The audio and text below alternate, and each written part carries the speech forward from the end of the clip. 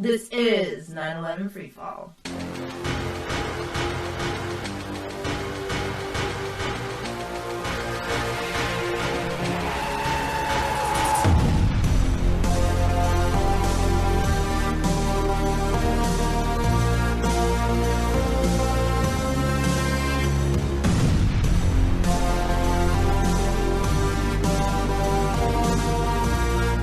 Good evening, ladies and gentlemen. Welcome to another episode of 9/11 Freefall. I am your host, Andy Steele. Guest tonight is C. William Kauffman, a very fascinating guy, former professor at the University of Michigan, an engineer. He's going to be talking about a trip he took to Russia lately, bringing the 9/11 controlled demolition evidence to the people there, using some of his contacts from his Cold War era work to try to do some outreach to that other country. So he's got a very interesting story to tell about his experience there and just his overall life. I didn't even realize how much this guy has done before this interview myself. So stay tuned. This is one you are not going to want to miss. Before I play the interview tonight, I just want to make an announcement. And you've probably gotten bulletins from AE 9/11 Truth if you're on the supporters list about this. But there is a tour going on. Richard Gage is going across the Northeast showing the new movie, Firefighters, Architects, and Engineers Expose 9/11 Myths. So it's already underway by the time that you're listening to this broadcast. From November 11th through the 22nd, this new documentary film will premiere in 11 cities in the Northeast.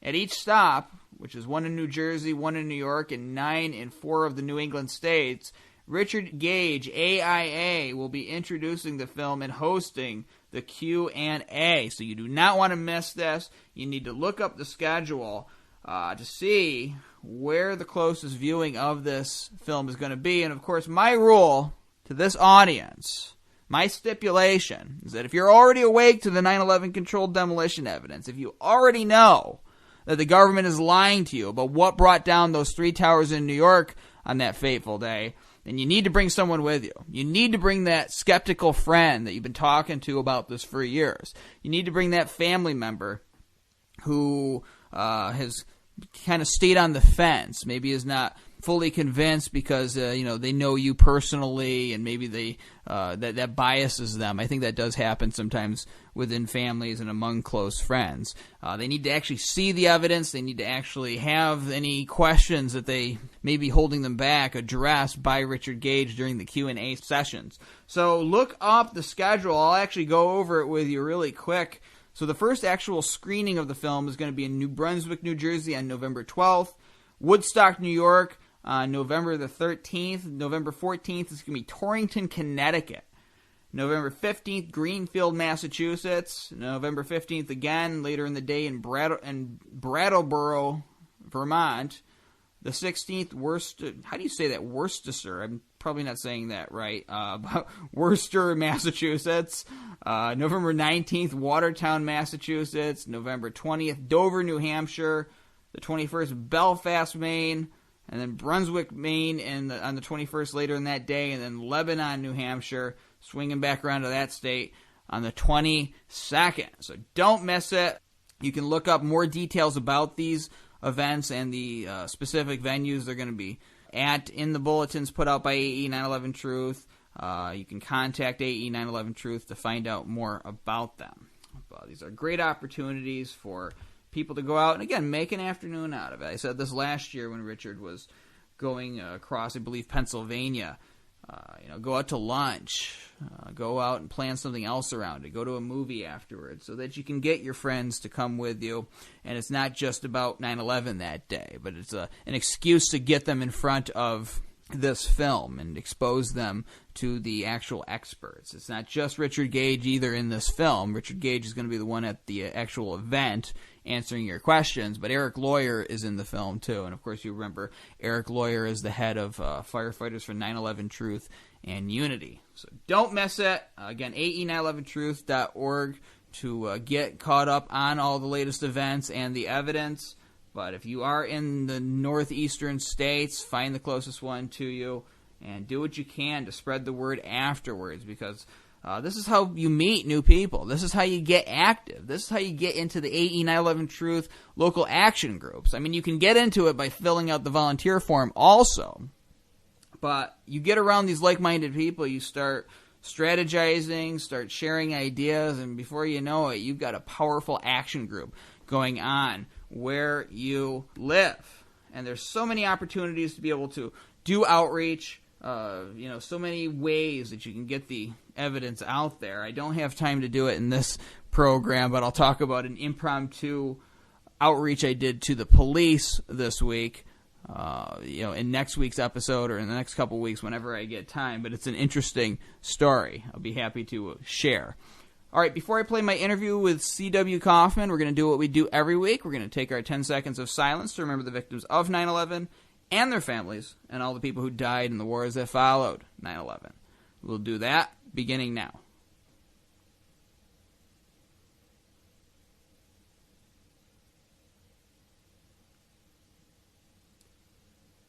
And that's 10 seconds. The views expressed on this show by guests and the host on issues outside of the 9/11 controlled demolition evidence are the opinions of those individuals alone and do not necessarily reflect those of architects and engineers for 9/11 Truth.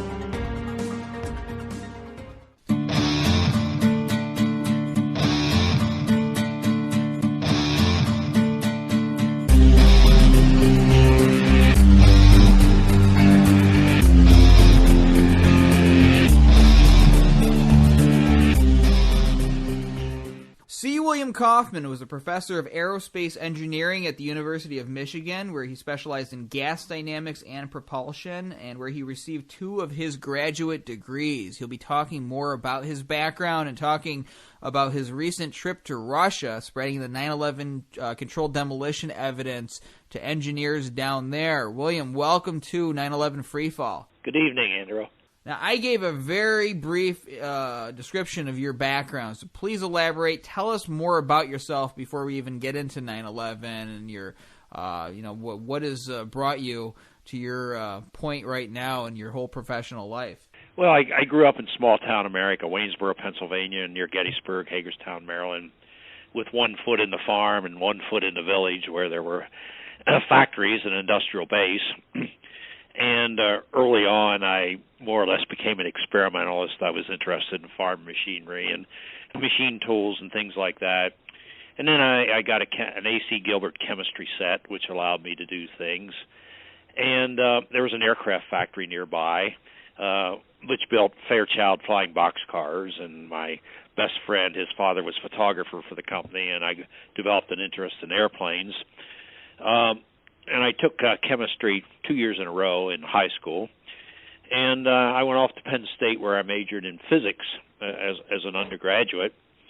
And I found it very interesting. There was a professor there who had an interest in shock tubes, and they were absolutely fascinating. They produced high temperatures and pressures and made lots of noise and things like that.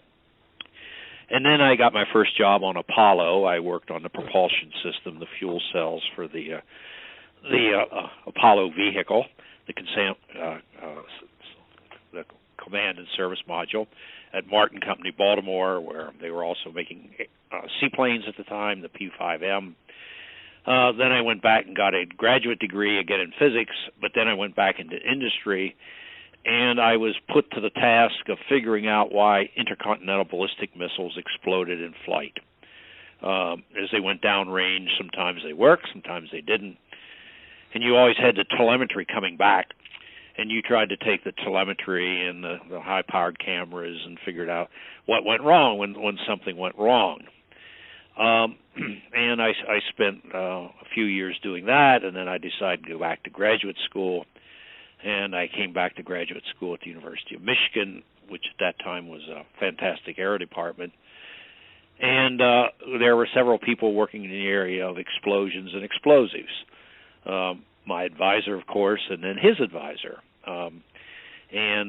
My advisor had been a pilot in the Navy during World War II, and we were working on things called heterogeneous detonations, which is where the fuel and oxidizer are in different phases, like the one's a gas and the other one's a solid. And this was directly related to the combustion instability in the F1 engine, which was the main power plant. There were 5 of them on the Saturn V rocket.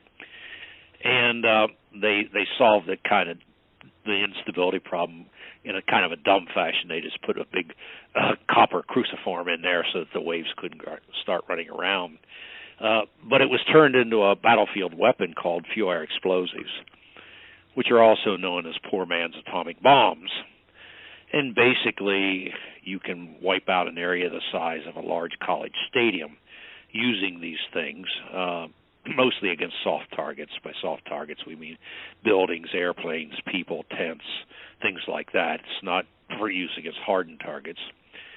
And at that time, I discovered the Russians, because the Russians were doing similar things, or I should say the Soviets at that time. And university people talked to each other. We had quite a good relationship beginning in the mid-'60s. And continued my work in heterogeneous detonations and explosions. And in the late 70s, many people may remember, grain elevators, it was an endemic problem, the explosions. They were exploded here, there, and everywhere, almost all the time. And in fact, it was alleged that the communists must be sabotaging our grain elevators on the Gulf Coast, where we were exporting grain to the world. Well, it wasn't that. It was simply that they didn't sweep up the dust that was in the grain elevators, and they didn't throw it away after they swept it up. They put it back in the grain. So for 4 or 5 years, we had our committee that met regularly, and we investigated every grain elevator explosion that occurred, kind of like NTSB, except for grain elevators. And we went there and looked at them and figured out what the ignition source was and which way it propagated and what kind of damage it did and what the overpressures were, etc. Well, during that period of time, there was a vacancy on NTSB, and I had a connection to Ed Meese and Ronald Reagan, and at least I got an interview for the job, although I refused to hire a lobbying firm, which was necessary, in order to get the job. And I think the fee was $20,000, which was probably half my annual salary at that time, so I didn't quite make it to the board. But then, I continued in the explosion area and in the aircraft fire and explosion area, and then we had TWA 800, Pan Am 103. Pan Am 103 was first, and it was a bomb on board, and then TWA 800 was a center wing tank explosion, and I ended up on the FAA committee to look at these things, and then at the end of, it was 1998, the largest grain elevator in the world exploded. Even though our regulations had a significant effect, it was the first explosion in a long time. It was over a mile long, and it transitioned to detonation because of the roughness and length, and it was very, very interesting. And we put together a good group to go out there in '98 and look at it. And then in retrospect, I wondered why, recently, they didn't call our group when 9/11 came along. Why weren't we invited to Ground Zero, since we had done such a good job on the Bruce grain elevator? And then, I continued along doing research in a variety of explosions, explosives. We tried to explode powdered RDX and things like that. And then the wars in the Middle East came along, and seriously in 2003. And my students said to me, "God, you've done all this research and you've taught courses here and there on explosions and explosives and reactive materials. Some of us are going to go over there as grunts, and we'd sure like to know what you know about this stuff." So in 2003, I started a 2-semester, 6-credit course on explosives, explosions, pyrotechnics, and propellants. And we basically covered the waterfront, everything from A to Z.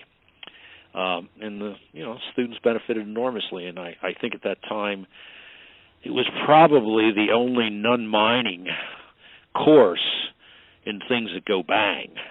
The miners have very special interest. But by that time, the other sources of excellence, University of Illinois, University of California, Berkeley, had closed down. The professors had retired, and we were the only game in town.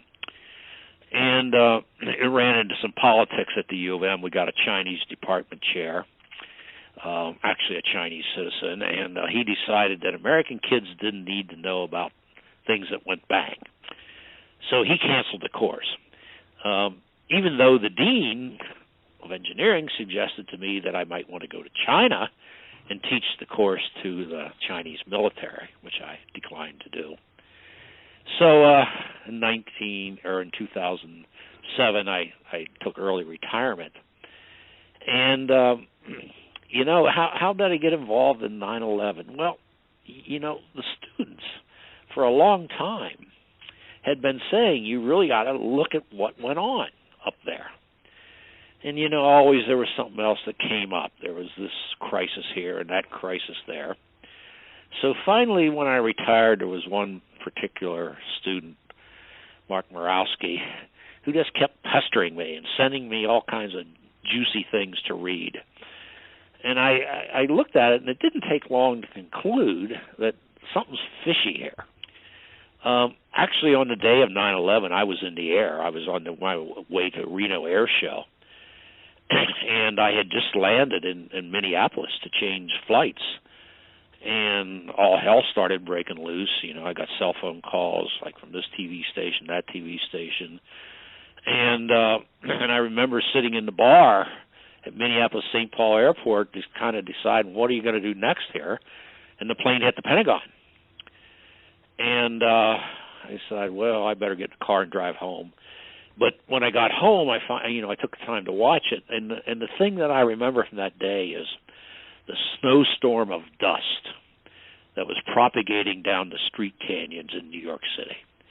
I mean, it just was awful, and it was heavy and thick and tall and moving at high velocities, and I remembered that. So when I started looking at all this stuff, how do you pulverize concrete? Well, you either expose it to a high-temperature fire for a long time, like burning grain in a grain elevator, or you have very high pressures, like from high explosives.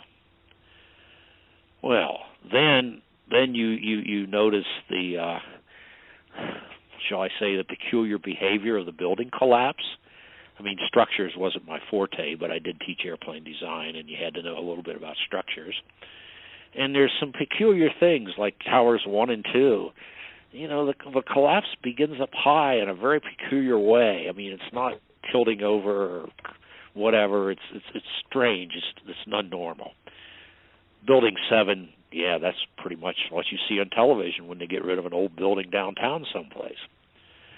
And then I noticed what are called squibs by people from architects and engineers, these jets of gases coming out the sides of the buildings. Well, what they really are is the product of a shaped charge, where you're forcing gas and molten copper straight ahead at a very, very high velocity because the shaped charge has been improperly installed. It hasn't been backstopped into a beam like it's supposed to. So it just shoots straight ahead. So that grabbed my attention. And then, what else grabs your attention? Oh, the liquid metal. My gosh, I taught courses on jet engine combustion and rocket engine combustion, so, and tank car accidents and things like that. So I have a pretty good idea as to what the ambient, or what the temperature is produced by ambient air and hydrocarbon fuel. It's not enough to melt steel. And then I pursued the thermite myth, stuff. And I was unaware of the micro stuff until I started reading what was coming out of Brigham Young. And I'm particularly intrigued that apparently the micro stuff can actually detonate like high explosives. And this is something I have on my to-do list, to sit down and read those scientific papers. But where you get, very high velocities and very high overpressures. And then you start to ask questions, well, what were the logistics of this? Well, you find there's a variety of things, like people who had access to the building. Security companies were all kind of in bed with one another. There were dancing people on the Jersey side.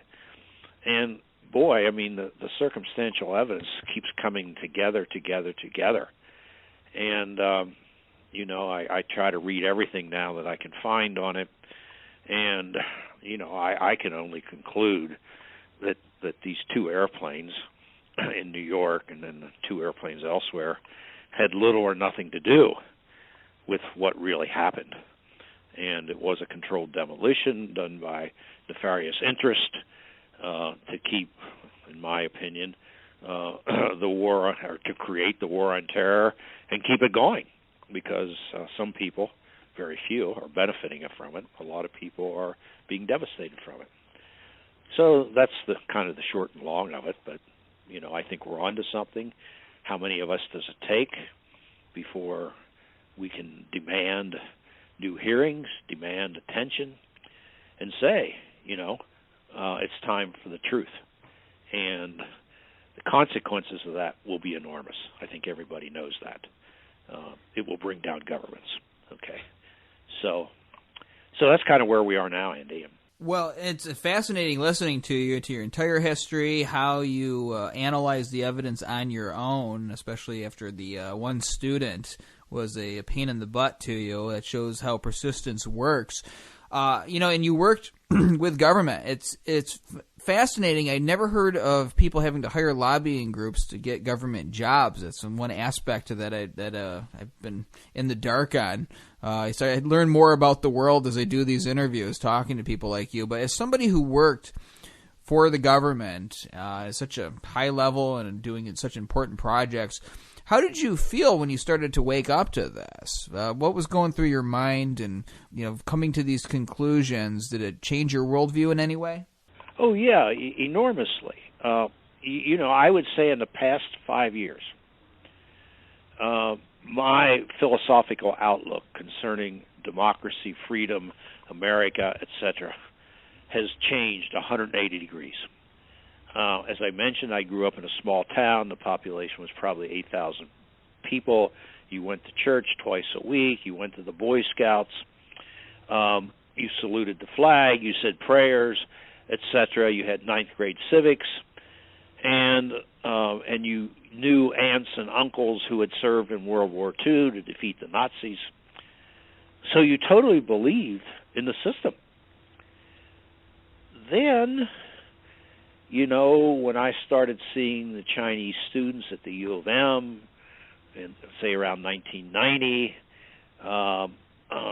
Chinese military officers, you start to say, well, what's going on here? And I did this like I was trained when I had top secret SI, TS,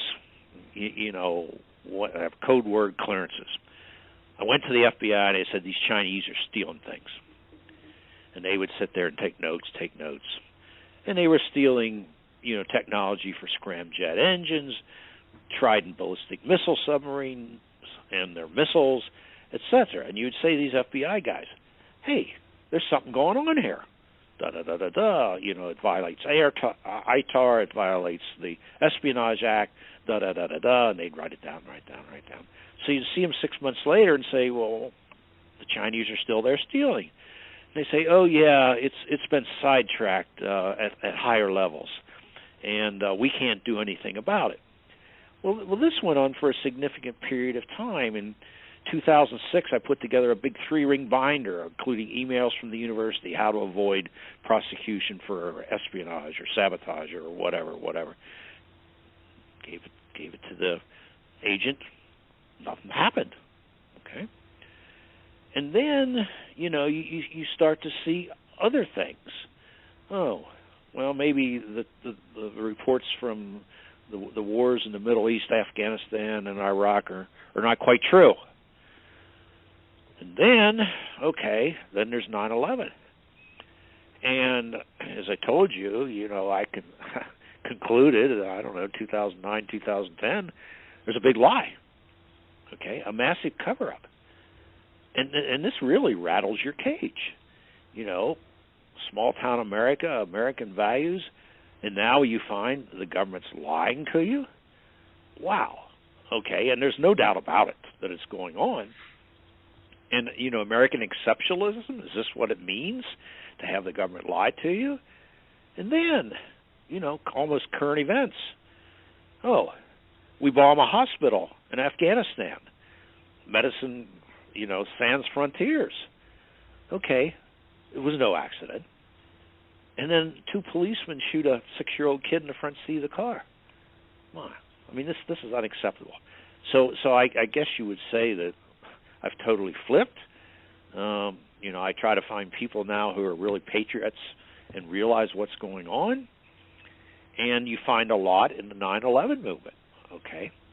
And you find some other ones who are upset about other things, but there are some good people out there, okay, who say, yeah, things in Washington are a mess, and what are we going to do about it? We're in a minority right now, okay, but we're trying. We have to do something. Everybody agrees that it's worth paying the price, and no doubt we're all on some kind of list now by somebody listening to us or reading what we're saying or watching where we travel or things like that. So, the government isn't what it was said to be. It's different. Now, in the late summer of 2015, the summer we just had here, you spent 4 weeks in the Russian Federation. Tell our audience what you were doing there, everything, what you were doing for 9/11 Truth. Okay. Well, I mentioned in the mid-'60s, I got entangled with my Soviet scientific colleagues on heterogeneous detonations. There were maybe half a dozen universities and institutes in the Soviet Union working on this problem. And it all had to do eventually with military weapons and or process safety. And, and you exchange information, you went to meetings, one thing I didn't mention, mine explosions. If there's a major mine explosion, I get involved in that. And the Russians in the eastern Ukraine, the Ukrainians have always had a mine explosion problem. The economics are not good, and the gases accumulate and coal dust accumulate. So we got to meet each other. And I first went to Russia in 1981 to visit the institutes and see the people that I had talked to, that I had met at international meetings. And then the next time I went was in 86, 1 month after Chernobyl. And as soon as I got off the airplane, jet-lagged, it's 8 hours time difference in a 12-hour flight, we went to VNH, which was the exhibition of economic achievements, where they had a model of the RMBK 1000 reactor, which had exploded. And my host, who was from the Institute of Chemical Physics, said to me, here's what we know at this time about it. And I thought he was extremely honest and blunt. And on the periphery of Moscow, they were stopping all cars coming from the Ukraine because they might be radioactive. Well, I think the next time I went was 88 because now Gorbachev was in power. The Berlin Wall was coming down. Things were changing significantly. And in 89, we had the 75th anniversary of the U of M Air Department, the first in the nation. So we said, why don't we see if we can get some Russian Soviet stars to come and address the conference? It was 3 or 4 days. We got half a dozen, including the Minister of Aviation, their chief test pilot, the chief designer of MiG, the head of their large aeronautical research establishment. It was a home run. You could hardly get in the door for people from the CIA, Foreign Technology Division, Aviation Week. And so we got invitations all over the place to come over to Russia and see things. In like 89, 90, 91, we were there. Like every other month. And in August of 91, I think it was the 18th of August, they tried to depose of Gorbachev. And we were there in Moscow. And there were tanks in the streets and soldiers everywhere, and we were there. We were there with a general from the Air Force and a couple colonels, and we were right in the middle of it, watching all this unfold. And it was unbelievable. It was very peaceful. 3 people died because they were run over by an armored vehicle accidentally. And General Jaquish said to me, he says, if we get out of this alive, which we all did, he says, I'll send you back here to live and find out what's going on. So in 93, 94, I actually lived over there. I was attached to the U.S. Embassy, and I just traveled everywhere, visiting various institutes, not only explosions and explosives and reactive materials, but aircraft and tanks and, you name it, I kind of saw it. And then I went back like 95, 96, 97. And then it was funny in 97. They said, don't apply for a visa for 5 years because you've seen more than Gorbachev and you know too darn much. They said, just don't apply, okay? And then in 2003 or whatever, ring us up and we'll give you a visa again because by then you'll have forgotten everything you knew. And since 2003, I've gone back certainly every other year and perhaps every year.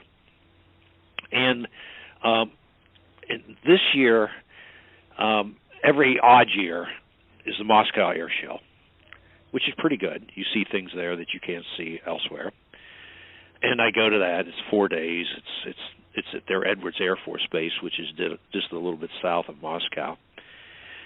And then I went out to Novosibirsk, which is halfway across Siberia, 4 hours time difference from Moscow, so it's 12 hours difference from Eastern time. And it's called Akademgorodok. It's Science City. It was built by Khrushchev, and they have 39 scientific research institutes, world class, from A to Z.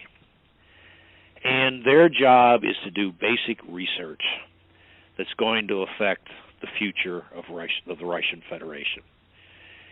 And every 5 years, they have the Lavrentiev readings. And this is sponsored by the Institute of Hydrodynamics. Lavrentiev was the constructor of Akademgorodok. He was also chair of the Institute of Hydrodynamics. And he was also a postdoctoral fellow at Columbia University, where he met and married his wife, who was a white Russian immigrant whose family had come over after the Civil War in 1917. And then they went back to Novosibirsk, where he constructed this city, built up his own institute, which is reactive materials, explosions, and explosives. And next door to it is the Institute of Theoretical and Applied Mechanics, which is a bit broader, but they also do things. So for a week, they had people from all over the previous Soviet Union, and they gave papers related to fluid mechanics, explosions, explosives, and things like that. This time I was the only American there because of the boycott of Russia. Again, I was treated like royalty, that I would come out to Siberia to see them, listen to what they have to say, ask them questions. But also when I was living over there in 93, 94, the newly independent states were destitute, basically. And the Air Force did come up with, $1 million for me to distribute to certain scientists and laboratories to kind of keep them going. And there was almost eternal gratitude for that. I met one guy at the meeting that I just came back from who said, do you remember January of 1993 that you were in my lab and I took your picture and I still have the picture on my bulletin board and you talked to me about what kind of research I could do and get funding? No, I didn't, but he did. Okay. And you still run into in Russia people with great gratitude for the Lend-Lease program and what we did during World War II, although many of the veterans have died. Incidentally, the recent anniversary of Victory Day, which is May 8th, 9th, is on YouTube, and you can see the entire proceedings on YouTube from Red Square. And these people are still friendly to you in spite of what the neocons are doing in Washington. to try to stir up perpetual trouble with using the Ukraine, et cetera, et cetera. And, you know, when are you coming back? We'll be glad to see you. We hope you're coming back from 2017 because it's the 100th anniversary of SAGI, which is the Central Aerohydrodynamics Research Institute. And, you know, we're going to show a lot of history, and, you know, we'd certainly welcome you because you were at the 75th anniversary of SAGI, et cetera. And they also said, I gave the first presentation at the conference. I couldn't believe it. It's Monday morning, 9 a.m., and you're on, okay, at the main plenary session, okay, and I showed some of the stuff from the Building 7 video, et cetera. And almost everybody who had a comment to make or whatever said, well, we knew all that in 2001, the day after, that it was controlled demolition. And one person was there from the Fund for Basic Research, and he said, yeah, I funded maybe half a dozen grants on it. And somebody else said, yeah. He says, have you met the people from the Building Institute on Prospect Mira in Moscow? Because I'm sure that they would like to get involved. The guy from the university where Sakharov was associated with, that still has the only nuclear reactor in downtown Moscow, he said, yeah, we did modeling on it, which brings me to a very interesting thing. You know, Sakharov, the Soviet atomic bomb, in that recently there's been a couple good presentations of what went on in the basement of Towers 1 and 2, how it remained very, very warm for long periods of time, maybe I should say hot. And it turns out that one of my colleagues in Russia is Julian Zeltser, and he's head of the Institute of the Geosphere, which is the cover for the Russian-Soviet nuclear weapons testing establishment. So he knows about bombs. His daughter, who came over here under an exchange program that I had run with the Soviet Union for Russian Federation for 5 years, her interest is pharmaceuticals, but I see her every time because she acted as a guide for my uncle who was in Patton's Third Army during World War II when he went over there to see the Soviet battlefields. And I see her every time, and I gave her your information packet and said, please give this to your dad to share with his people at the Institute. So the Russians are eager to help us out and share their expertise in this area. And one of the things they suggested is that we have next summer, but that may be too short of a fuse, a meeting between Russian and American individuals with an interest or anybody else in the world. And they specifically said we would request it to be in a neutral country, like Sweden, Austria, Finland, or whatever. Because the Russians have a few, what they believe, false flag problems, too. I think many people will recall that mixtures of ammonium nitrate and fuel oil were found in the basements of some apartment complexes in 3 major Russian cities. There was also the school hostage situation in Beslan and the theater situation in Moscow. And they think that maybe their government has lied to them, too. I guess it wouldn't be as big a thought for them to figure out that their government lies as it is for us. So we're talking about this now. They suggested the Carnegie Endowment for World Peace because someone knew the head of the Moscow office for this, and they were going to explore that possibility.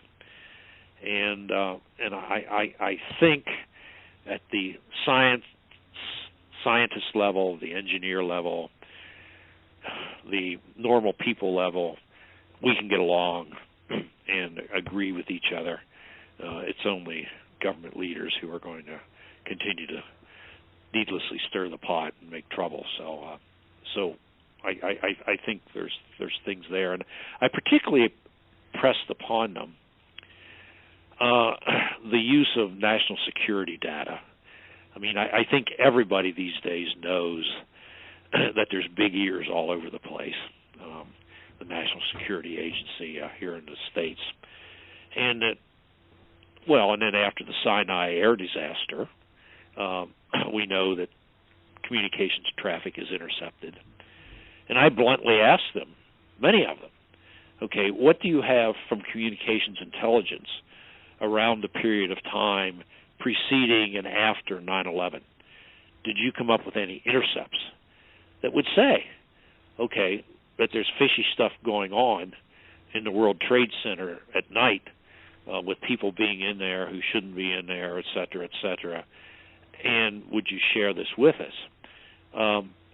Their agencies south of Moscow on a major ring road.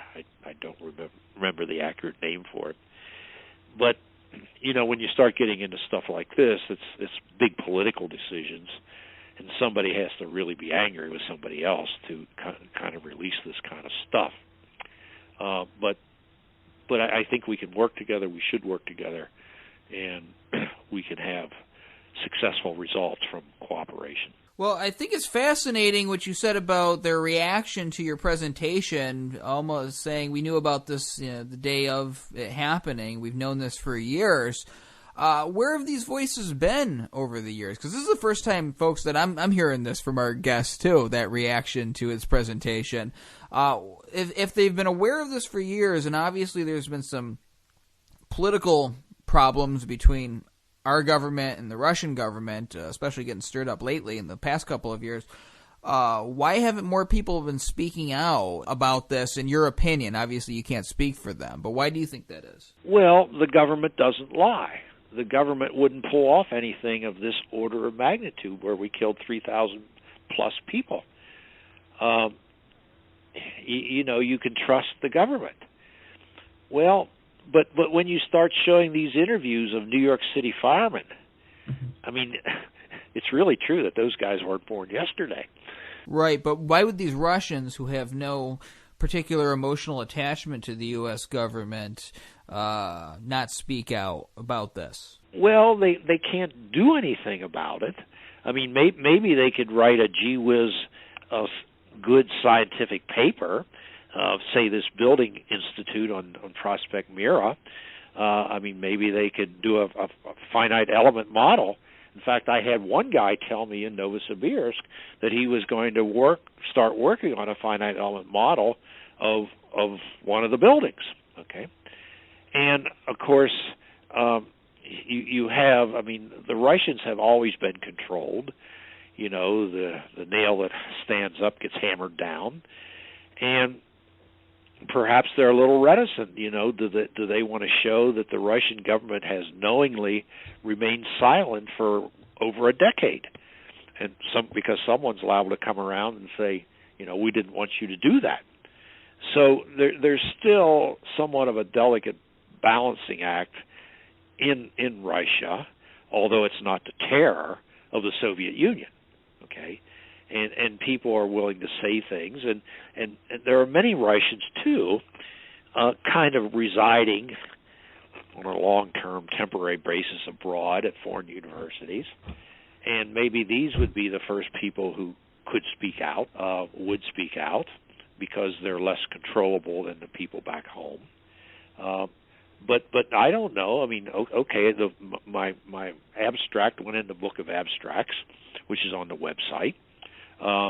It's also was distributed at the meeting, so you know it's slowly transiting from one institute to one university to another, and what I'm waiting is for it to get back to the States and have someone from our national security state come around and say to me, "What were you doing over there in Novosibirsk?" Okay, well, I'm going to kind of precipitate that on Friday when I'm going to meet with some people, and I'm going to give them as a gift 2 bumper stickers. One says, "I love explosives," and the other one says, "I love thermite." And I'm going to tell them that I gave them out to all my Russian friends and chums over there, which they immediately, no doubt, pasted on their bulletin board, their car bumper, or whatever. And so the word will get advertised a little bit over there. And maybe they'll say to me, "Well, you shouldn't talk about these things." Well, we are, and we will. So that is great. I love what you're doing here.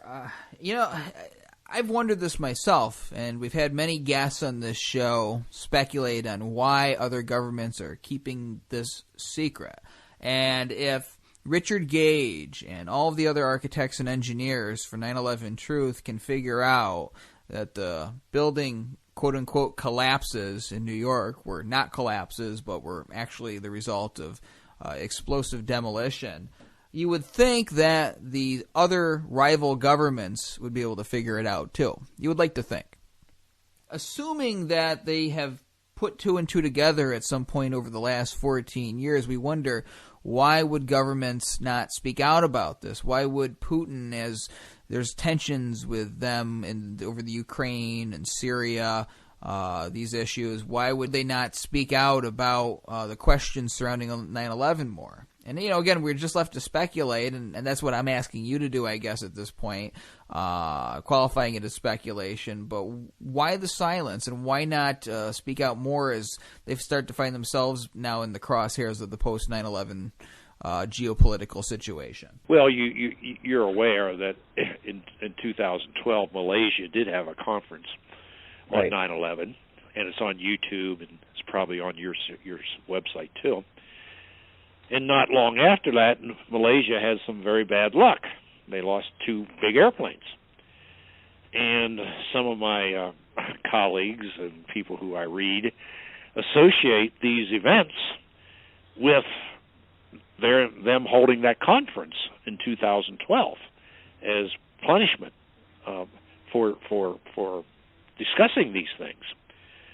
And when you listen to the information that's available in Russia, MH17 was not shot down by Russian rebels. It was shot down by Kiev. And there's evidence to support that, at least what I saw. The other thing, if you go back to New York City, there's a lot of connections. Computer programming firms, security firms, asbestos removal firms, etc., etc., people with dual citizenship in our government. And the thread goes back to Israel. And, who benefits from the endless wars? Perhaps Israel does. And we know that Israel has a great deal of influence, especially in the United States. They control a lot of financial mechanisms, and politically they're quite powerful, and they're not shrinking violets when it comes to violence and manipulating enemies of the state. I mean, we have Vanunu, who was working on their nuclear weapons, who was kidnapped in Italy and taken back to Israel, et cetera, et cetera. So there are people who have influence who don't want the truth to come out and will do extraordinary things to prevent it from coming out. And this is an issue that some people are addressing. Some people are writing about it. And, why is there silence? I mean, you have some people from the 9/11 Commission who have basically said, we were the Lee Harvey Oswalds and Osama bin Laden, also. And, and also when you talk to the Russians, they remember that Lee Harvey Oswald lived in the Soviet Union in Minsk in Belarus. They remember that Kennedy and Khrushchev were trying to make world peace and end the Cold War after, I guess, everybody got scared over the Cuban Missile Crisis, and Kennedy was assassinated. And even older than our issue is the Kennedy assassination, going back to 1963, and there's conferences and a group of specialists who clearly believe that Lee Harvey Oswald was not the lone gunman. Okay, so you have people there clamoring for a reinvestigation and the truth also, like this really find out what went wrong, or what, and how did the Warren Commission cover it up, et cetera, et cetera. So there are people who will fight tooth and nail to the death to keep secret what we're trying to say, and you just have to hope that the preponderance of the evidence, okay, I don't think not beyond a reasonable doubt, but preponderance of the evidence says that this is what happened. Now, wouldn't it be nice if someone came forward with a shipping list for 1,000 pounds of microthermite to, World Trade Center 1 and 2, or something like that, or, some other strange event occurring where we get a kind of a smoking gun handed to us. And I guess we should appeal to those people who may be out there with a smoking gun to their conscience. Like, wouldn't you really like to make the people who lost family members on that date feel just a little bit better, okay, or whatever else we can do? And I notice in some of our 9/11 architects and engineers presentations, there are people from psychology, psychiatry who address the issue as to what people are willing to say and do, etc. But we go back to the New York City firemen. I mean, these guys are no BS. They just tell it like it is. And I commend those guys who especially appeared in the most recent video production that is on the website. The way they're talking about what they saw and what they heard. I mean, they're taking risks, significant risk. And then the other thing that's related to that is all the ground zero workers who are now ill with some kind of strange diseases, who are very, very sick, who are dying, and Congress was debating whether they were going to renew their medical benefits for going into that basically inner circle of hell to quickly remove the scrap as fast as they could and get it away from people who could do forensic analysis on it. That committee should be subject to lobbying and trying to get to the bottom of all this. So it's not sure which bend in the road we should take, or fork in the road, as Yogi Berra, but I think we're headed in the right general direction. How do we become much more sophisticated to find exactly what we need? I haven't figured that out yet. But the stuff that we have that you're putting together, the molten metal, the squibs, it's the symmetric collapse. I mean, this makes sense. And the NIST report, I mean, it's a fraud. And I could make some comments about the capabilities of NIST and what it was. National Bureau of Standards was a well-established, highly respective organization, but NIST is just kind of fallen by the wayside, in my opinion. I imagine that your friends over in Russia are going to come across a copy of this interview at some point, and other people may be Googling the terms and the description of this interview and listen to it.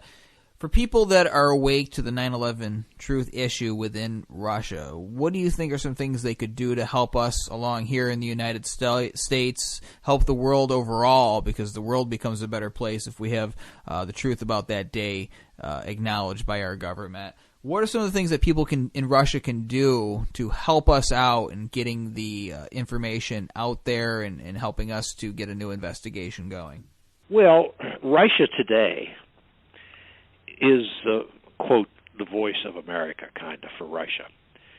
And they have a website, and they have their news on the website, etc. And that's where I'm finding out the best stuff on the Sinai air crash.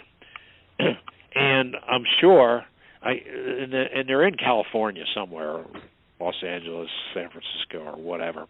Okay, and I'm sure they would be willing to do a story on, 9/11 as viewed from today by experts. Okay, and then also Russians look at Russia Today, And in Russia right now, they get more American channels that are worthwhile than probably you and I do. They're very aware of what's going on in America. Okay?